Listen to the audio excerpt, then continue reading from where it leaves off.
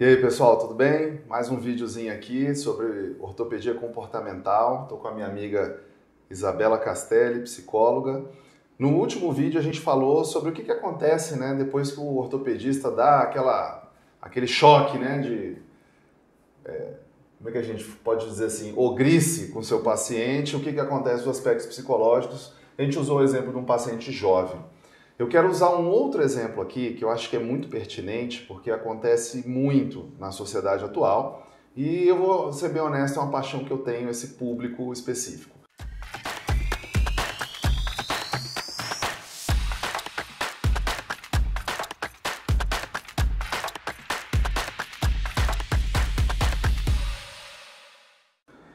Que é o idoso. O idoso que cai, quebra o seu quadril, tá? E vai parar no hospital, porque ele tem que ser operado.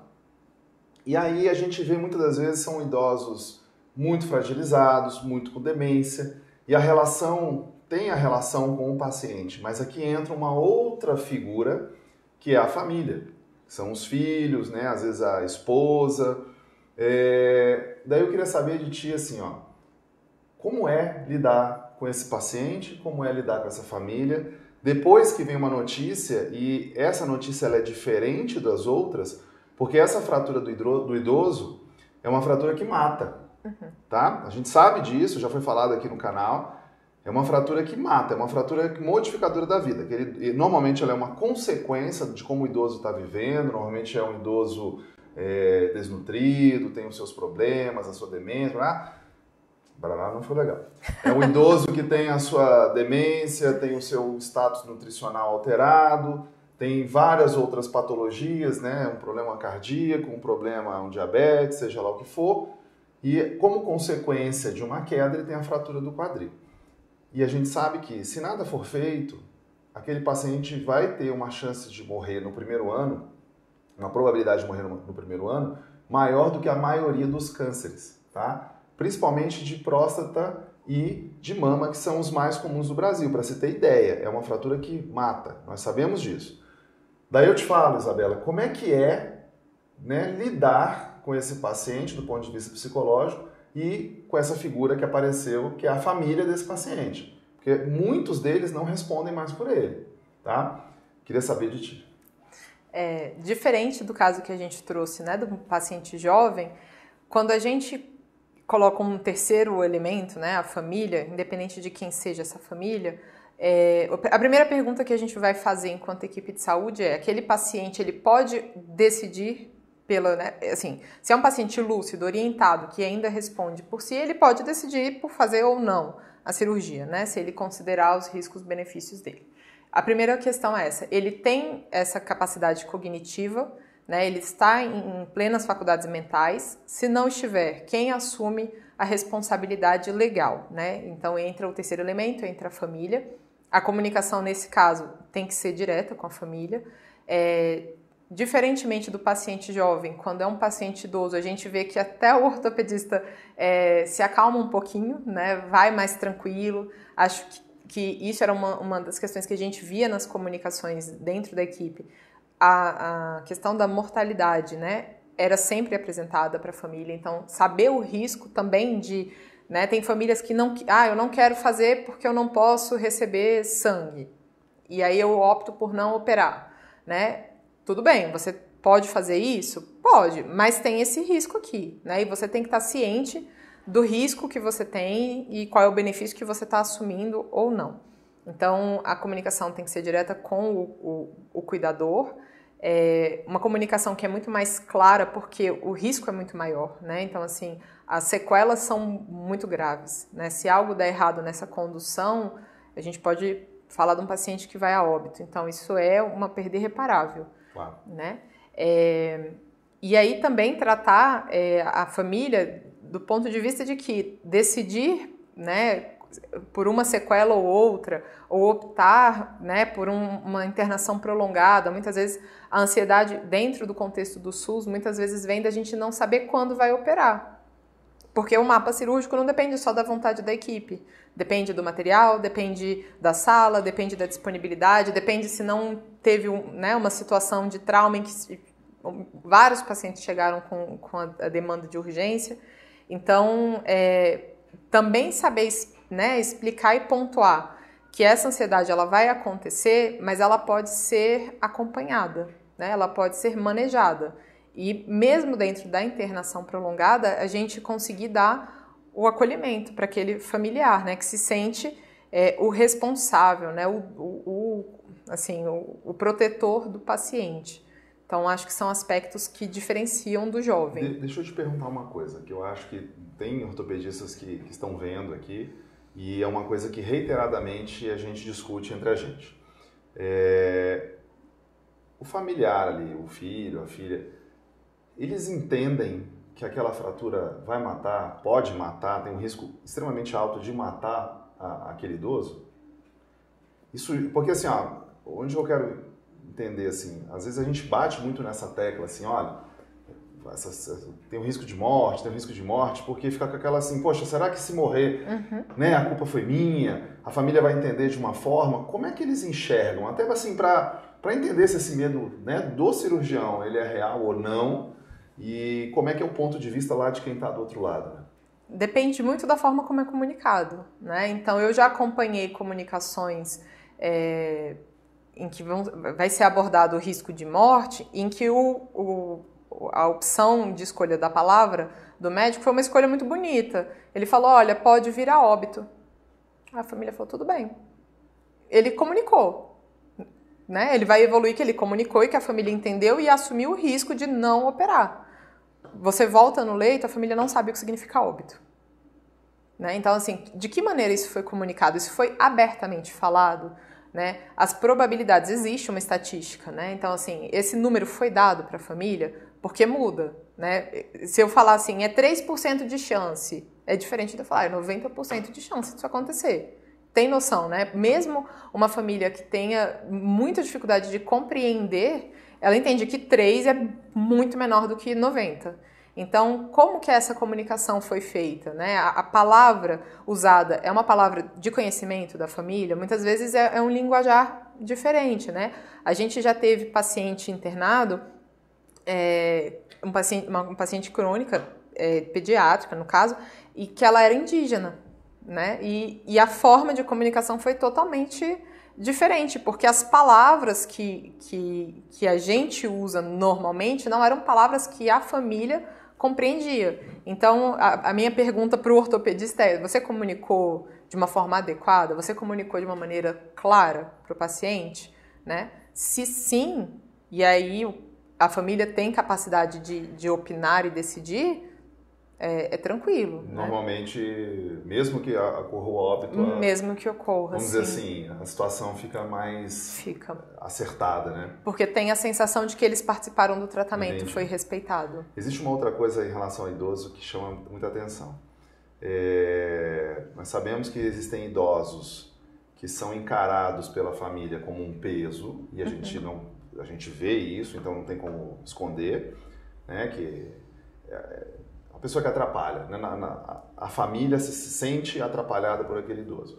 E ao mesmo tempo nós temos idosos que a pensão, a aposentadoria daquele idoso é o que nutre a família, né?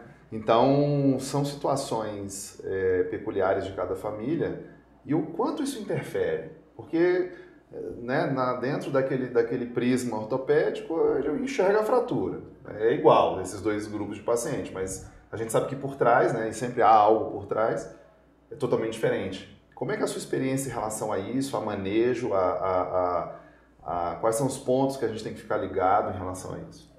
O vínculo da família com o paciente é muito importante da gente avaliar, né? Você pontuou bem.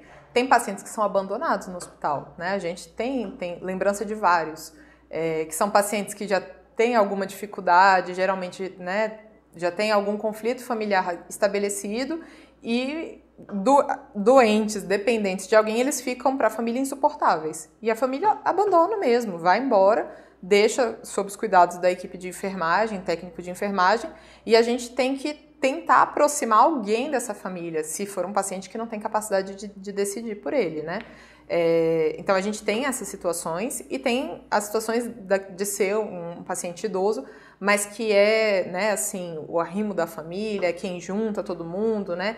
É aquele avô que todo mundo vai lá na casa, faz a reunião semanal em prol dele, né? E essa família geralmente ela é muito implicada no tratamento, né? E eles vêm, e a gente sempre coloca essa decisão, né?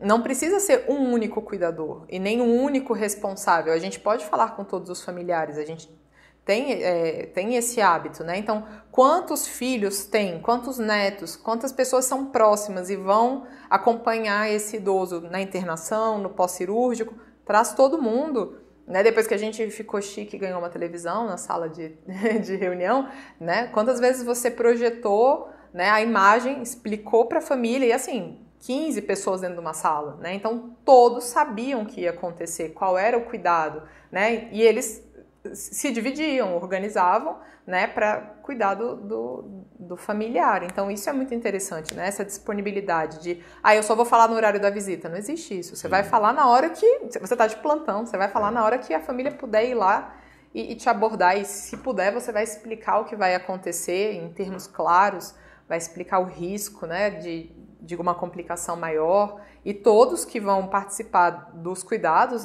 devem saber disso, né? Devem participar. Eu acho que sempre fica aquela questão assim, que eu acho que é um conselho, né? Sempre tentar perceber se existe um ganho secundário por trás. Sim. Um ganho secundário emocional, um ganho secundário financeiro, porque isso não deve impactar, mas acaba impactando tanto a conduta quanto a relação, às vezes, com o familiar ou com o próprio paciente. E você tem que ter uma percepção de entender isso, porque aí moram algumas pegadinhas, né? Eu queria só encerrar esse papo sobre os idosos com um conceito muito interessante, que acho que é um dos motivos de maior alegria minha, que a gente conseguiu implementar, e que recentemente foi amplamente falado nos livros de ortopedia, que esse paciente idoso da fratura do quadril, ele também é um paciente, vamos dizer, apto, ou pelo menos elegível, para o tratamento paliativo. Uhum. Tá? A gente sempre associa o tratamento paliativo a um paciente com câncer, né? Um câncer em estágio terminal, mas a gente sabe que não é só isso. Tá? Existem outras situações dentro da medicina que cabe o tratamento paliativo, e uma delas reconhecida é essa. Então, o que quer dizer? Bom, a gente sabe que essa fratura tem uma mortalidade muito grande, tá? E a chance de diminuir essa mortalidade é operando. Mas, será que esse tratamento é viável para todos? Tá? A gente sabe que tem paciente, se eu colocar na sala de cirurgia para operar, ele morre da anestesia. Tem paciente que, se eu colocar no centro cirúrgico, ele opera e morre saindo do centro cirúrgico. Sobrevive ali o ato cirúrgico e olhe lá. Então, assim, é o que eu sempre falo, né? Quando a gente opera alguém, você tem 3 opções. Ou você melhora, piora ou mantém na mesma. Só justifica você operar alguém se você for melhorar. E, nitidamente, a gente vê alguns casos onde não vai ter benefício. Operando ou não vai ter benefício. Como, Isabela, que a gente coloca isso na prática? Como é que foi essa implementação lá no hospital, a sua experiência? Como conduzir isso? Porque eu tenho certeza que Brasil afora, as pessoas passam por essa dificuldade. Muitas das vezes o médico bate o olho e fala, cara, não vai dar, mas há uma pressão de se operar. Como conduzir isso? Como você aí seria a sua recomendação para essa situação? Tudo volta na comunicação, né? Então, a comunicação clara. Quantas vezes a gente teve pacientes idosos que foram indicações de cirurgia e que chegava no dia da cirurgia, o paciente não tinha condições clínicas de, né, ser submetido ao ato cirúrgico. E o cuidado paliativo, ele ainda é muito assim, temido, né, no Brasil, porque ele é associado à terminalidade, e são conceitos diferentes, né? Então, quando você propõe um tratamento paliativo, existe um tratamento, né? Não é um abandono, não é só deshospitalizar o paciente ou não fazer uma cirurgia, tem todo um acompanhamento. E quando a família ela entende que tratar paliativo é dar conforto, é dar qualidade de vida, é dar convivência familiar, né? Alimentação que o paciente gosta, né? Então, passar esses momentos até o momento de partida desse paciente com qualidade, que talvez ele no pós-operatório não tenha, né? Talvez ele vá para uma UTI no pós-operatório, vai ficar entubado, vai alimentar por sonda, né? Então, qual é o custo-benefício disso? E quando a família ela entende isso e a gente consegue passar tranquilamente de que a gente não vai abandonar esse paciente, porque muitas vezes o que impede a família de aceitar o paliativo é a sensação de abandono. Né? É um paciente que, eles estão desfazendo do meu pai, né? Estão se livrando. Estão se livrando, eles querem o leito. E não é isso. Então, quando a gente consegue explicar que é o melhor para aquele paciente, né? É uma conduta técnica que é a melhor para aquele paciente e que a família tem o suporte, né? O paciente vai continuar tendo consulta, ele vai continuar tendo medicação, a gente faz toda a orientação no sentido de dar qualidade de vida para aquele idoso, né? Então, quando a família ela entende e ela confia na equipe de saúde, ela geralmente aceita. Sim. É o que a gente viu, assim, acho que uma coisa que tem que ser dita é a questão de criar uma falsa esperança, uma falsa expectativa, né? Uma coisa irreal. E isso é o que mais dói. A gente vê que, quebrou o quadril, é uma situação grave, tudo bem. Dói. Mas você criar uma falsa expectativa na família e no paciente, isso disparado é o que mais dói. E a outra coisa é você ter, né, a relação médico-paciente, a relação do profissional de saúde com o paciente, ela é pautada 100% na confiança. E a confiança implica em honestidade. Sim. Então você tem que ter, né, a hombridade de olhar na cara e dizer a real situação. É isso, existem essas e essas alternativas. Eu acho que para você a melhor coisa seria isso daqui. Eu quero que você participe, mas seja honesto 100%, não é mais ou menos, é honesto 100%. Tanto com o paciente, como nesse caso com a família também. Sim. E não crie falsas expectativas. É aí que você se lasca, é aí que mora o problema, é aí que você cria confusão, conflito, corre o risco, né, de ter um processo, porque hoje em dia tudo virou judicializado. Então, quando você trata, né, com respeito, com diálogo, com honestidade, não criando falsas expectativas, eu acho que foi o que a gente mostrou, que é isso que acontece. Os resultados são, vamos dizer assim, suaves para todas as partes, porque a gente não consegue interferir né, na questão da idade, na questão da fratura, mas a gente consegue pelo menos dar uma dignidade, um respeito e não piorar o que já está ruim. Seguir o ciclo natural, né? Claro. Então é isso. Esse é mais um vídeo aqui interessante desse público que eu sou particularmente apaixonado, que são os idosos. E a gente sempre tem muita coisa para fazer por eles, né? Pode parecer que não, mas tem. E respeito, né? A gente só tem um jeito de não ficar idoso, né? É morrendo antes. Então, se você não quer morrer por agora, você vai ficar idoso e vai passar por isso. Correr o risco, né, de ter uma fratura. E você vai querer que as pessoas que vão te assistir, porque uma das questões do idoso, né, que eu já até falei isso em outros vídeos, é que eles ficam sempre muito próximos da perda da sua independência. Sim. Eles vão cada vez mais necessitando de outras pessoas e não tem jeito. Então, a gente tem que entender que ele também está sofrendo só pelo fato de estar idoso e estar com a sua independência comprometida. Certinho? Isabela, obrigado mais uma vez. Nos vemos no próximo vídeo da nossa série de ortopedia comportamental.